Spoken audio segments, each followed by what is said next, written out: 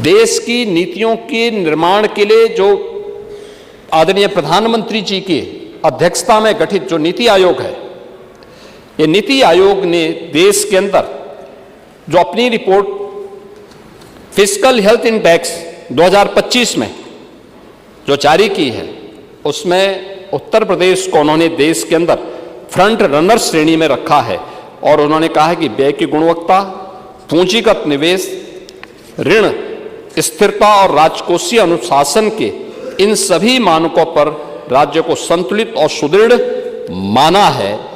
और सीएजी ने भी इस बात को माना है कि सुदृढ़ राजस्व स्थिति और संतुलित वित्तीय प्रबंधन उत्तर प्रदेश की उन्होंने सराहना की है। ये उत्तर प्रदेश की स्थिति है।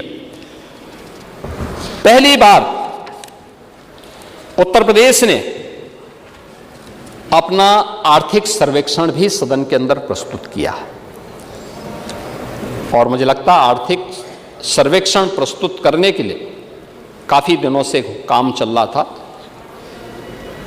वित्त मंत्री जी कह रहे थे कि हमें करना चाहिए कि नहीं करना चाहिए। मैंने कहा असमंजस की स्थिति नहीं होनी चाहिए। अगर हमने काम किया है तो वह आंकड़े आने ही चाहिए, सभी के सामने, सबके सामने प्रस्तुत किए जाने चाहिए। और यहाँ पे पहली बार उत्तर प्रदेश पहला राज्य होगा जिसने आर्थिक सर्वेक्षण सदन के सामने प्रस्तुत किया है और वह भी यह इस सदन के सामने, आपके सामने वो चीज़ें सब कुछ आपके सामने यहाँ प्रस्तुत हुई हैं। और आज हम कह सकते हैं ये जो प्रयास हुए हैं सरकार के द्वारा निरंतर किए जाने वाले प्रयास हैं, उन प्रयासों का परिणाम है कि आज उत्तर प्रदेश एक देश के अंदर उन राज्यों में माना जाता है जो हर एक स्तर पर लॉ एंड ऑर्डर रिस्क से आज हम लोग एक ऐसे स्टेट के रूप में अपने आप को स्थापित कर चुके हैं जो law and order risk state से आप स्टेबल और निवेश के ड्रीम डेस्टिनेशन के रूप में अपने आप को स्थापित कर सकता है। और उस राज्य ने अपने आप को उस रूप में स्थापित करने में सफलता प्राप्त की है। ये उत्तर प्रदेश की आज की नई पहचान बनी है और इसी पहचान को आगे बढ़ाने के लिए आज हम लोगों ने जिन मुद्दों पर चर्चा की है, अब प्रदेश के अंदर टेक्नोलॉजी है, ट्रस्ट है और ट्रांसफॉर्मेशन, ये ट्रिपल टी की त्रिवेणी हमें हर एक स्तर पर देखने को मिलती है। आज हमने इस दिशा में जो प्रयास किए हैं और उसी दिशा में आज प्रदेश सरकार के द्वारा ये प्रयास, ये बजट उसी का परिणाम है और उसी को हम आगे बढ़ाने के क्रम में आज यहाँ पर आए हैं। महोदय,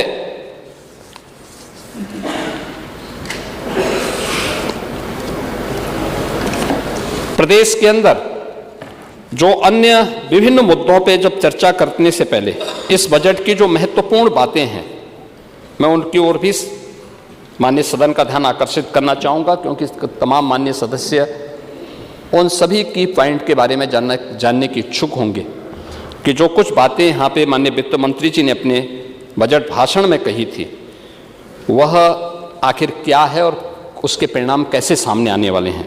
खासतौर पर इंडस्ट्री 5.0 की चर्चा, हम वर्तमान में इंडस्ट्री 4.0 में चर्चा तो करते हैं। आपने आज देखा होगा कि आदरणीय प्रधानमंत्री जी ने देश के अंदर पहली बार EI इम्पैक्ट समिट दिल्ली के अंदर चल रहा है। 20 से अधिक देशों के राष्ट्राध्यक्ष कल आदरणीय प्रधानमंत्री जी के साथ उस समिट में उपस्थित थे। 100 से अधिक देशों के प्रतिनिधि उस समिट में भाग ले रहे हैं। दुनिया के 100 से अधिक देश। भारत एक उस फील्ड का एक नया लीडर बनकर के उभरा है और उस दिशा में इंडस्ट्री 4.0 ने तो हमें ऑटोमेशन की तरफ, इंटरनेट ऑफ थिंग्स की तरफ, बिग डेटा और EI के माध्यम से हमारी बढ़त बढ़ाई आज वहीं ये जो नया 5.0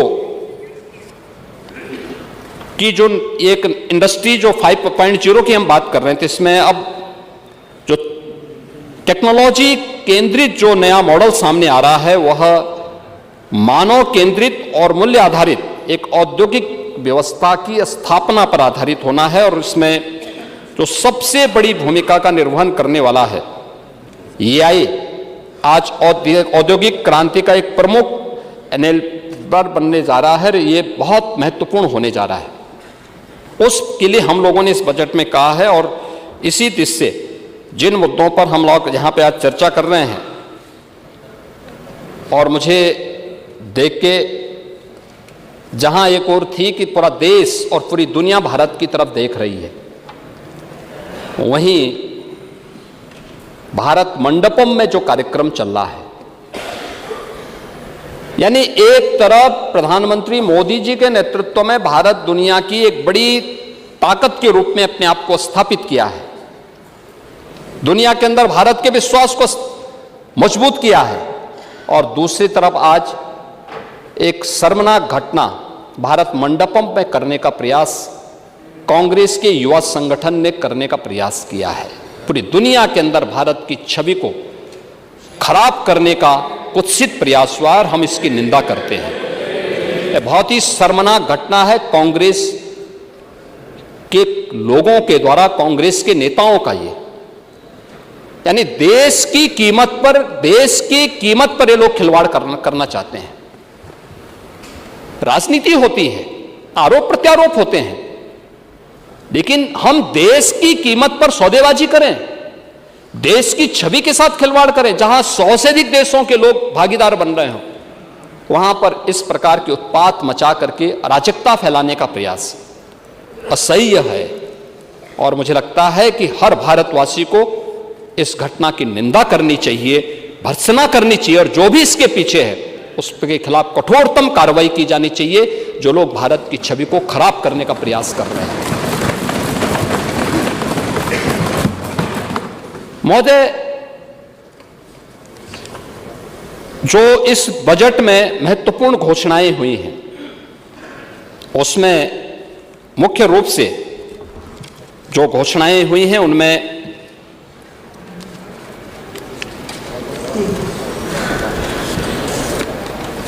कुछ मुद्दे ऐसे हैं जिन मुद्दों पर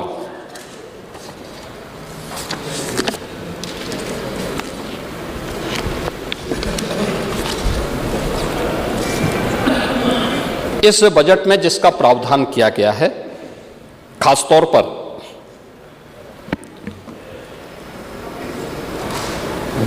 डाटा सेंटर की स्थापना के बारे में हम लोगों ने जो स्टेट डाटा सेंटर अथॉरिटी के गठन की बात की है।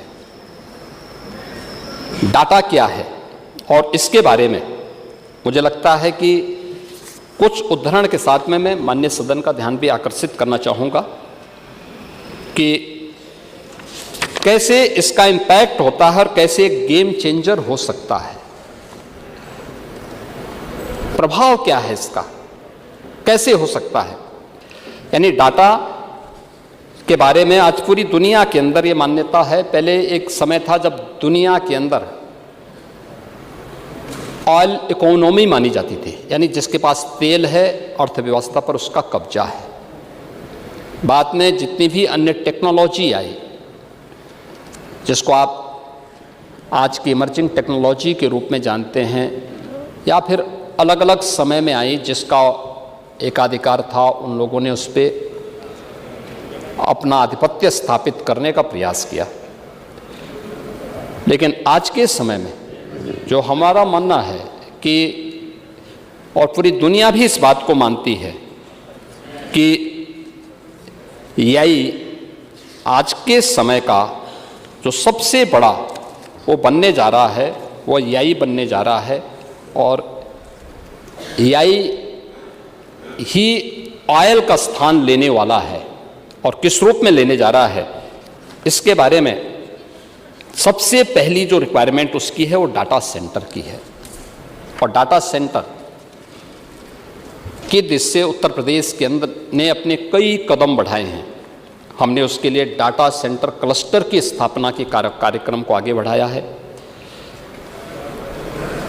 2017 के पहले उत्तर प्रदेश के अंदर डाटा सेंटर नहीं थे, लेकिन हम लोगों ने इसके बाद डाटा सेंटर स्थापित करने की कार्रवाई की है और अब तक हमारे पास कई डाटा सेंटर यूपी के अंदर स्थापित हो चुके हैं और कई हमारे पास प्रस्तुत हैं। लेकिन उसका क्लस्टर किस रूप में हमारे लिए उपयोगी हो सकता है और ये जो न्यू ऑयल के रूप में काम करेगा, इसकी उपयोगिता को हमें बहुत महत्वपूर्ण ढंग से समझना होगा।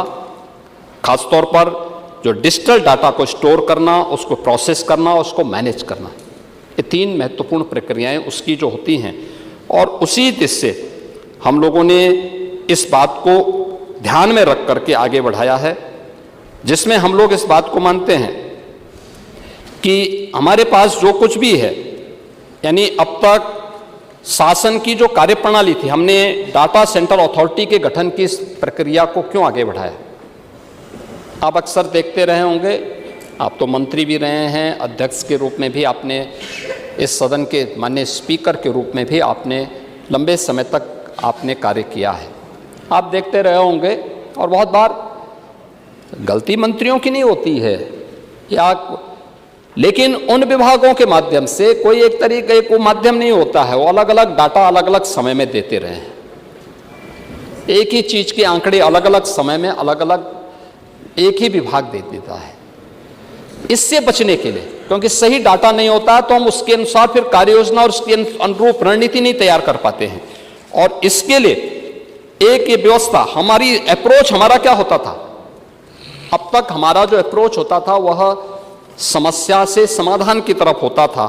हम उसके बारे में ये नहीं कर पाते थे कि हमें फ्यूचर क्या करना है, इसका फ्यूचर क्या होगा, आगे क्या हमारी रणनीति होनी चाहिए। हम नहीं, भाई आपने मुद्दा उठाया, किसी माननीय सदस्य ने कोई मुद्दा उठाया, हमने उस समस्या का वहां पे समाधान करने के दिशा में कार्रवाई कर दी। लेकिन इंडिविजुअल का ही नहीं, बल्कि एक यूनिवर्सल होना चाहिए। इंडिविजुअल की बजाय यूनिवर्सल की दिशा में हम कार्य कर सकें, सबके लिए समान रूप से उसको लागू कर सकें, जिसको प्रधानमंत्री जी ने कहा सबका साथ और सबका विकास। उसी भाव के साथ डाटा की एक बड़ी महत्वपूर्ण भूमिका होने जा रही है और जिसमें हम लोग कह सकते हैं कि रिएक्टिव की बजाय प्रिडिक्टिव एंड प्रोएक्टिव रोल के रूप में वह कैसे कार्य करता है, ये एक बड़ा कार्य होगा। और उसी दिशा से सरकार अपनी स्टेट डाटा अथॉरिटी के गठन की दिशा में कार्य कर रहा है, जो प्रदेश का एक सुप्रीम रेगुलेटर और आर्किटेक्ट के रूप में काम करेगा। इसमें डेटा इकट्ठा करना, उसको जोड़ने के असली गेम चेंजर क्रिटिकल थिंकिंग है, यानी उसको कैसे हम आगे कार्य कर सकते हैं। जैसे 2 एग्जाम्पल मैं आपको दूंगा, आपने एक एग्जाम्पल देने का प्रयास किया था, लेकिन मैं आपको दूंगा। आप पूर्वी उत्तर प्रदेश से आते हैं, एन्सेफेलाइटिस से वहां मौतें होती थी। हमारा ध्यान क्या होता था, उपचार पे। कोई बीमार हुआ उसको उपचार मिल जाना चाहिए, उन्मूलन की तरफ हम नहीं गए। हम लोग 17 में आए, आदरणीय प्रधानमंत्री जी ने भी कहा कि उपचार के लिए जो भी आपको चाहिए उतना पैसा लगाइए, सब कुछ ठीक करिए, हॉस्पिटल्स ठीक करवाइए, सब कुछ ठीक करो, लेकिन उन्मूलन पर हमारा फोकस होना चाहिए। हम लोगों ने डाटा इकट्ठा किए और डाटा एकत्र करने के बाद हम लोगों ने इस बात पर फोकस किया कि वास्तव में इस बीमारी के पीछे क्या है, क्योंकि जब तक डाटा नहीं होते थे इंडिविजुअल की ही हम उपचार की व्यवस्था करते थे। आज भी होता क्या है, आपने ऑर्सनिक की बात की, आपने कुछ क्षेत्रों में फ्लोराइड की समस्या आती है। आप देखते होंगे अलग अलग स्थानों पर प्रदेश के अंदर 9 क्लाइमेटिक जोन है, क्लाइमेटिक जोन के अनुसार अलग अलग क्षेत्रों में अलग अलग प्रकार की बीमारियां भी अलग अलग समय में देखने को मिलती हैं। हर जगह डेंगू नहीं होता, हर जगह इंसेफ्लाइटिस यूपी के अंदर नहीं होता, हर जगह मलेरिया नहीं होता, हर जगह